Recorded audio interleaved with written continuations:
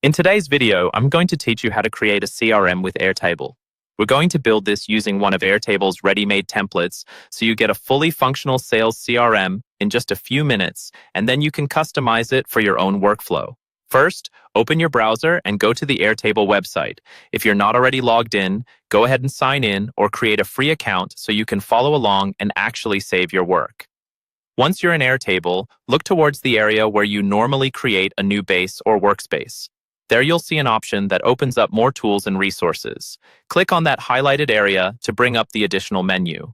From this menu, choose the option called Templates and Apps. This is where Airtable keeps a library of pre-built bases you can use as a starting point instead of building everything from scratch. It's a big time saver, especially for something as structured as a CRM. In the Templates and Apps section, you'll see a search bar. Click into that search field and type in Sales CRM.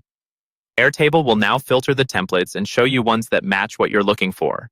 When you see the Sales CRM template appear in the list of results, click on it. This will open up a preview where you can see what's included, tables, sample data, and the overall structure of the CRM. Next, click on the button that says Try this template. Airtable will spin up a new base in your workspace using the Sales CRM setup. This gives you your own editable copy. Once the base has been created, click into the Sales CRM base to open it. You'll now see several tabs or tables along the bottom or side of your screen.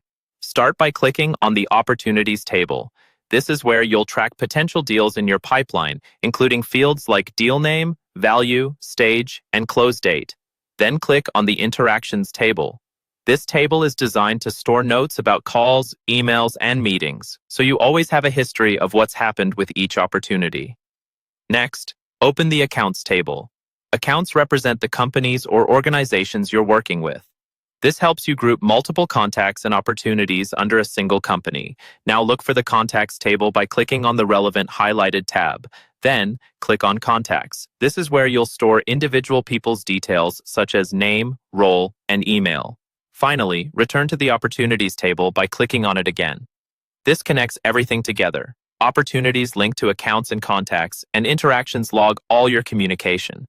From here, you can customize fields, views, and automations to make this CRM truly fit your sales process.